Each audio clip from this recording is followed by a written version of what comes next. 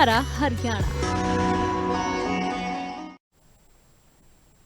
नमस्कार, मैं तानिया चौधरी लेकर हाजिर हूं हमारा हरियाणा और बात होगी अब हरियाणा की।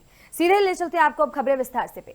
पानीपत में एक बंद मकान पर गोलियां चली हैं। बता दें कि दीवार और गाड़ी पर इस गोलियों के निशान भी देखने को मिले हैं और पानीपत के गांव राजाखेड़ी में ये पूरी वारदात हुई है। करीब 6 राउंड जो है वो उस मौके आरोपी की तरफ से फायर किए गए हैं और आरोपी मौके से फरार हो जाता है। बता दें कि हमले के बाद मौके पर पुलिस पहुंच चुकी है, जांच पूरी तेजी से की जा रही है। मौके से गोलियों के खोल भी बरामद किए गए हैं। बता दें कि शिकायतकर्ता ने गांव के ही एक युवक पर फायरिंग करने के आरोप लगाए हैं। जांच में पुलिस की जांच में यह सामने आया कि हमलावर जो है वो फरार हो चुका है। सो पानीपत से तस्वीरें सामने आई हैं जहां हमले की तस्वीरें और तमाम जानकारी के लिए मेरे सहयोगी रवि पानीपत से जुड़ चुके हैं। रवि, ये पूरी वारदात सामने आती है कि आखिर इसके ऊपर जो अभी पुलिस की जांच हुई है, क्या उसमें कुछ नया सामने आया है? देखिए, इस पूरी वारदात के पीछे एक पुरानी रंजिश पुलिस को नजर आ रही है। ये दो पक्षों का विवाद है, पुराना विवाद है, पैसों को लेकर विवाद चल रहा था, जिसके बदले इस वारदात को अंजाम दिया गया। देखिए, पूरी घटना जो है राजाखेड़ी गांव की है। पानीपत ग्रामीण में राजाखेड़ी गांव आता है और देर रात गोलियां बरसाई गई। गोलियां न केवल मकान पर बरसाई गई, दीवारों पर गोलियां मारी गई, गाड़ी खड़ी थी वहां पर गोलियां मारी गई। करीब 5 के करीब खोल बरामद किए गए, लेकिन निशान जो दिखाई दे रहे करीब 1 दर्जन के करीब है। तो इससे अंदाजा साफ को लगा जा सकता है कि ताबड़तोड़ फायरिंग हुई। लेकिन गनीमत ये रही कि इसमें किसी का कोई जानी नुकसान नहीं हुआ। तो फिलहाल सूचना मिलते ही पानीपत पुलिस और चाहिए कि तीनों टीमें मौके पर पहुंची, खोल बरामद कर लिए गए और शिकायतकर्ता की शिकायत पर मामला दर्ज कर पुलिस ने जांच शुरू कर दी है। जी रवि, तो तमाम जानकारी के लिए बहुत बहुत शुक्रिया। पानीपत के गांव राजाखेड़ी की पूरी वारदात है जहां पर गोलियों के 10 से 12 खोल बरामद किए गए। हालांकि बहुत ही हैरान कर देने वाली बात है, क्योंकि किस तरीके से दिन दिहाड़े इस तरीके से जो गोलियों के खोल बरामद हुए हैं, घर पर बंद मकान पर, काबिल गौर है कि जो बंद मकान था उसकी दीवार और जो गाड़ी बाहर पार्क की हुई थी उसके ऊपर गोलियां चलाई गई हैं।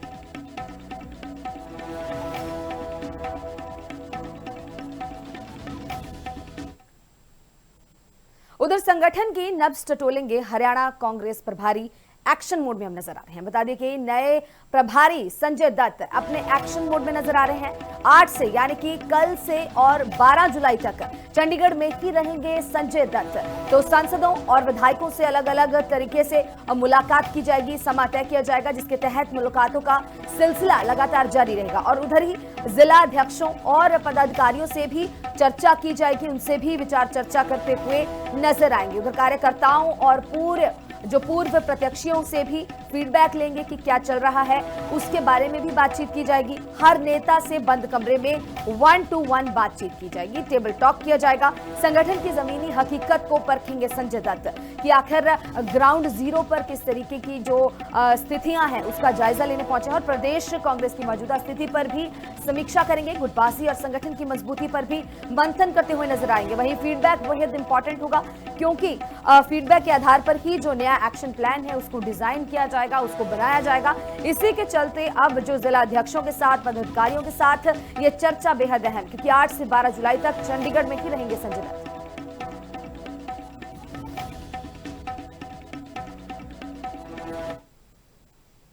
वहीं कुरुक्षेत्र को 17 जुलाई को मिलेगी एक बड़ी सौगात। बता दें कि एलिवेटेड रेलवे ट्रैक का उद्घाटन होगा और पीएम मोदी ऑनलाइन यानी कि वर्चुअली ट्रैक का उद्घाटन करेंगे। सिख म्यूजियम का भी वर्चुअली ही उद्घाटन किया जाएगा। बता दें कि कुरुक्षेत्र विश्वविद्यालय ऑडिटोरियम में ही ये कार्यक्रम रखा जाएगा। सुबह 8 बजे का समय जो है तय किया गया है, जिसके दौरान ही जो ये समारोह है आयोजित किया जाएगा। बता दें कि पूर्व मंत्री सुभाष सुधा ने इसके ऊपर जो है पूरी जानकारी दी है और पीएम मोदी की तरफ से जो ऑनलाइन इनॉग्रेशन है वो किया जाएगा। 17 जुलाई को कुरुक्षेत्र को एक बहुत ही बड़ी सौगात मिलने जा रही है, जिससे काफी जो वहां के लोग हैं उनको काफी फायदा होगा। एलिवेटेड रेलवे ट्रैक मिलने जा रहा है, पीएम मोदी की तरफ से वर्चुअल इनॉग्रेशन किया जाएगा। कुरुक्षेत्र में बहुत बड़ी खुशी की लहर है।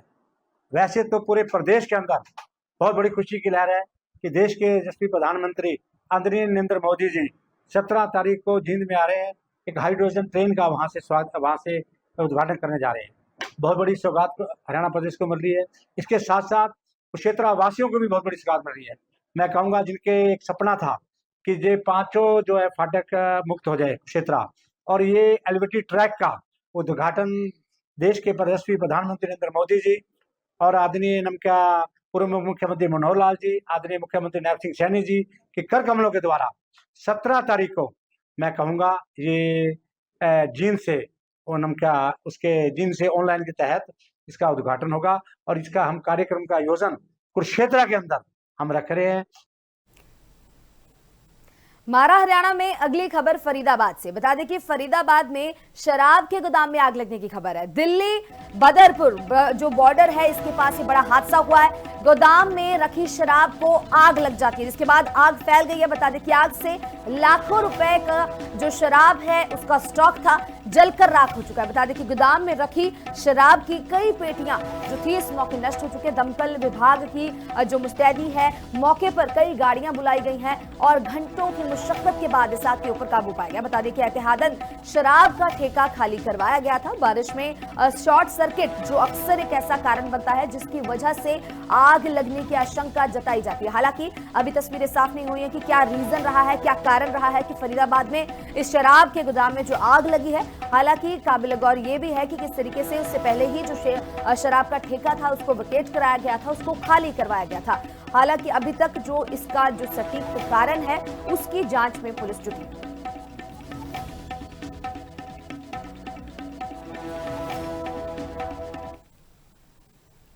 उधर गुरुग्राम में जेप्टो वेयर हाउस में आग लगने की तस्वीरें सामने आई है। बता दें कि सेक्टर 82 सिकंदरपुर बाग गांव में जो ये आग लगने की तस्वीरें सामने आई है। आईएमटी मानेसर फायर स्टेशन को इसके संबंधित सूचना मिली है। दमकल की कई गाड़ियां मौके पर पहुंची हैं।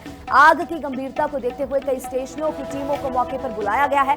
जेप्टो और अन्य गोदाम इस आग की चपेट में आ गए हैं। जेप्टो एक बहुत ही मल्टीपर्पज स्टोर है जहां पर कई तरीके का सामान रखा होता है, जिसको जो है पूर्ण तौर से जो उसकी आसपास की तस्वीरें भी बहुत साफ आप अपनी टेलीविजन स्क्रीन पर देख सकते हैं। किस तरीके जो रात की तस्वीर है उसमें आग नजर आ रही है और जो दिन की तस्वीर है उसमें धुआं नजर आ रहा है। और जेप्टो और अन्य गोदाम हैं जो इस आग की चपेट में आ गए हैं। दमकल कर्मियों की कड़ी मुशक्कत से इस आग को बुझाया गया। हालांकि आसपास के गोदाम और रिहायशी इलाके वो बच गए, वो बिल्कुल ही सिक्योर रहे। हालांकि पर बहुत ही बड़ा नुकसान हुआ है क्योंकि सेक्टर 82 सिकंदरपुर बाग गांव में आग लगने की तस्वीरें बेहद हैरान कर देने वाली। गुरुग्राम से तस्वीरें जेप्टो और अन्य गोदाम जो गोडाउन्स हैं जहां पर बहुत सामान रखा जाता है, जो इंस्टेंट फूड डिलीवरी एप्स हैं, ग्रोसरी डिलीवरी एप्स हैं। जेप्टो उनमें से एक है जिसमें से जो है सामान का जो वेयर हाउस है वहां पर आग लगने की तस्वीरें हैं। तो आईएमटी मानेसर के पास ये पूरी घटना होती है, किस तरीके से आग लगती है। हालांकि आग के कारणों की जांच जारी है।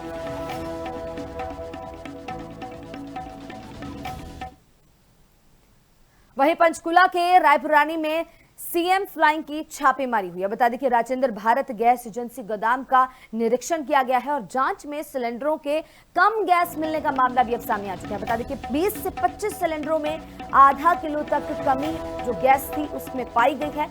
डीएएफसी और नापतोल विभाग की टीम मौजूद रही है। इंस्पेक्टर राजकुमार अशोक कुमार ने जांच की है। बता दें कि कम गैस मिलने पर विभागीय कार्रवाई की भी अब तैयारियां शुरू हो चुकी है। गैस एजेंसी के खिलाफ जांच आगे बढ़ाई गई है, जिसके तहत ये बहुत ही गंभीर एक चिंता है क्योंकि 20 से 25 सिलेंडरों में आधा किलो से जो तक कम गैस पाई गई है। बहुत ही जो बड़ा फ्रॉड कह सकते हैं। जांच में सिलेंडरों में कम गैस मिलने का मामला बिल्कुल गरमाता हुआ नजर आ रहा है।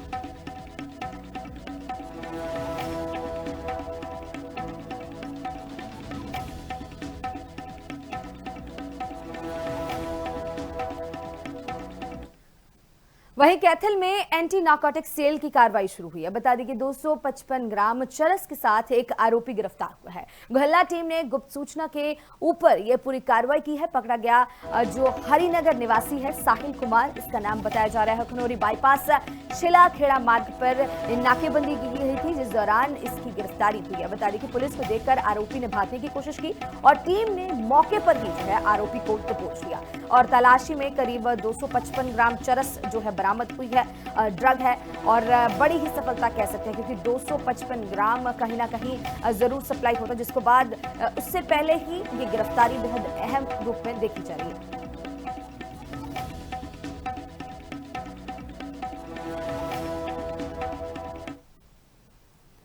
वहीं गुरुग्राम में बारिश से नेशनल हाईवे 48 संकट पर बढ़ चुका है। बता दें कि नरसिंहपुर में जो मुख्य सड़क है धंस चुकी है। दिल्ली जयपुर हाईवे पर यातायात पूर्ण तौर पे प्रभावित होता हुआ नजर आ रहा है। सड़क धंसने से ट्रैफिक व्यवस्था चरमरा गई है। ट्रैफिक पुलिस ने रूट डाइवर्ट किए गए हैं, नए रूट्स बनाए गए हैं। राजीव चौक से जो वाहन है एसपीआर रोड को जो है इस्तेमाल करेंगे, इस चीज के ऊपर भी गाइडलाइंस जारी हुई हैं। बता दें कि हीरो होंडा चौक से भी एसपीआर रोड से ही जाएं, इस चीज की भी जो एलोकेशन कर दी गई है। और दिल्ली से जयपुर जाने वाले द्वारका एक्सप्रेस से ले, क्योंकि सुरक्षा के लिए पुलिस ने एडवाइजरी जारी की है। लगातार देख सकते हैं कितना ट्रैफिक जाम दिखाई दे रहा है तस्वीरों में, और कितने बड़े बड़े गड्ढे दिखाई दे रहे हैं। और ये कई सारे सवाल उठते हैं कि आखिर किस तरीके की जो ये रोड्स बनाई जाती हैं और एक दो बारिशों के बाद ही ये जो प्रशासन की पोल है वो खुलती हुई नजर आती है। हालांकि सड़क धंसने के बाद लंबा ट्रैफिक जाम देखने को मिला, लोग परेशान होते हुए नजर आए। घंटों घंटों तक लोगों को ट्रैफिक जाम में खड़े रहना पड़ा।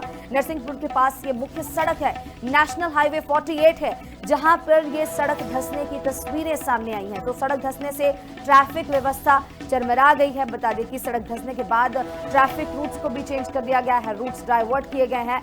पुलिस की तरफ से सुरक्षा एडवाइजरी भी जारी की है, रूट डाइवर्ट करने पड़े, क्योंकि जब पता चलता है कि किस तरीके से एक दो बारिशों के बाद जो सड़क है उसकी ये हालत है, तो ये स्वाभाविक तौर पर जो रास्ते हैं वो बदलने लाजमी हो जाते हैं, क्योंकि जो डाइवर्जन के बाद ही है जो सेफ्टी लोगों की देखते हुए रोड्स जो है चेंज की गई है।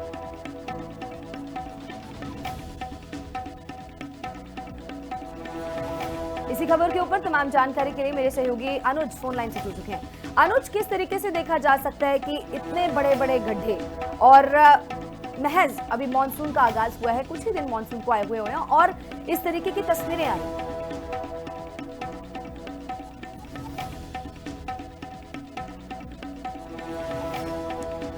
तो किसी तकनीकी दिक्कत के चलते फोन लाइन नहीं कनेक्ट हो पाया, तो राजीव चौक से वाहन जो है अपना रास्ता बदलेंगे। अब एसपीआर रोड को इस्तेमाल करने की जो है गाइडलाइन जारी हुई है। वहीं हीरो होंडा चौक से भी एसपीआर रोड को जाने की सलाह दी जा रही है। और इतने बड़े बड़े गड्ढों के बाद जो है डाइवर्जन्स क्रिएट कर दिए गए हैं, जिसके बाद जो है जनता थोड़ा मतलब तंग परेशान होकर दूसरे रूट से डाइवर्ट होकर जा सकती है।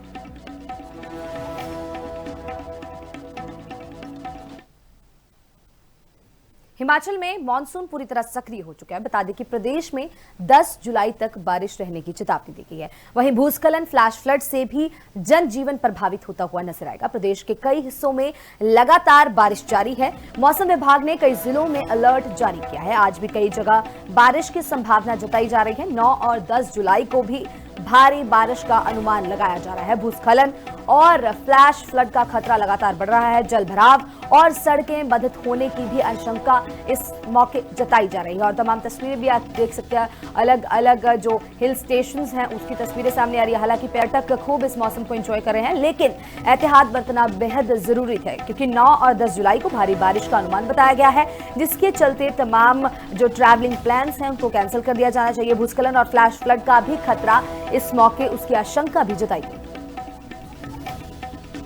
हिमाचल प्रदेश में एक बार फिर से मानसून सक्रिय हो गया है। इस वक्त हम शिमला के रिज मैदान पर स्थित है। मेरे पीछे आप तस्वीरों में देख सकते हैं, ज़्यादातर लोग आपको छातों में नजर आएंगे। बारिश का दौर शुरू हो गया है।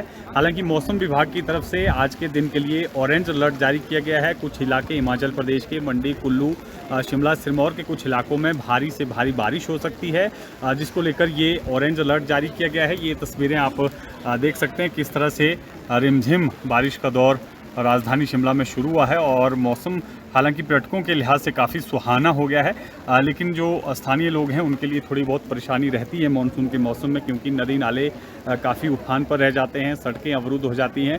हालांकि अभी तक मानसून से उस तरह की तबाही हिमाचल प्रदेश में नहीं हुई है जिस तरह से बीते वर्षों में हुई है। सड़कों की अगर मैं बात करूँ तो कुछ एक सड़कें ज़रूर बंद है, 40 से 50 के आसपास की जो सड़कें हैं वो बंद है, लेकिन कुल मिलाकर अभी स्थिति सामान्य है और पर्यटक भी काफ़ी संख्या में पहुँच रहे हैं, मानसून का लुत्फ उठा रहे हैं। लेकिन आने वाले दिनों की अगर बात करें तो मौसम विभाग की तरफ से 13 जुलाई तक यहाँ पर बारिश का दौर लगातार जारी रहने का अनुमान लगाया गया है। यानी लगातार बारिशें रहेंगी, लोगों को थोड़ी बहुत परेशानी जरूर उठानी पड़ेगी। साथ में प्रशासन की तरफ से ये अपील भी की गई है कि नदी नालों से दूर रहे, जहाँ पर लैंडस्लाइड होने की संभावना रहती है उन क्षेत्रों से जाने से बचे। इस तरह की अपील लगातार पर्यटकों और स्थानीय लोगों से मौसम विभाग की तरफ से भी और प्रशासन की तरफ से की जा रही है। लिविंग इंडिया न्यूज़ के लिए शिमला से योगराज शर्मा। अगली खबर नाहन से। नाहन पीडब्ल्यू ने बारिश को लेकर तैयारियां तेज कर दी हैं। बता दें कि एससी अरविंद कुमार शर्मा ने हालात की जानकारी दी है कि भारी बारिश से 10 से 15 सड़कें बंद हुई थी। पीडब्ल्यूडी ने मशीनें लगाकर सभी सड़कें बहाल कर दी हैं। बता दें कि युद्ध स्तर पर चलाया गया सड़की बहाली का अभियान, इस चीज का भी जिक्र करते हुए एससी नजर आए हैं। उनके तरफ से कहा गया है कि बारिश के दौरान विभाग पूरी तरह तैयार है, जल्द से जल्द सड़कें खोलने का लक्ष्य उनकी तरफ से ठान लिया गया है। सड़क बहाली को लेकर लगातार निगरानी जारी की जा रही है। लगातार मानसून को लेकर लोगों को राहत देने पर फोकस किया जा रहा है। जल्द से जल्द सड़कें खोलने के ऊपर ध्यान दिया जाएगा। इस वर्ष का मानसून का मौसम हिमाचल में शुरू हो ही गया है और अभी 4-5 दिन हो गए बरसात का माहौल बना हुआ है। अभी हाल ही में 10-15 सड़कें हमारी बंद हो गई थी। 2-3 दिन पहले काफ़ी हैवी बारिश हुई थी, स्पेशली हमारी अपर रीच जो है ये अपना संगड़ा और शिलाई या राजगढ़ वाला एरिया में। तो युद्ध स्तर पे मशीनरी डिप्लॉय करके आज की डेट में सभी सड़कें क्लियर हैं। अभी उतनी ज़ोरदार बारिश का दौर शुरू हुआ नहीं है।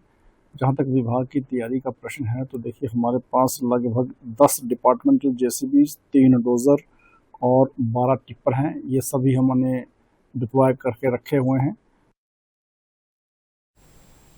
इस बुलेटिन में फिलहाल इतना ही। देखते रहे लिविंग इंडिया न्यूज़।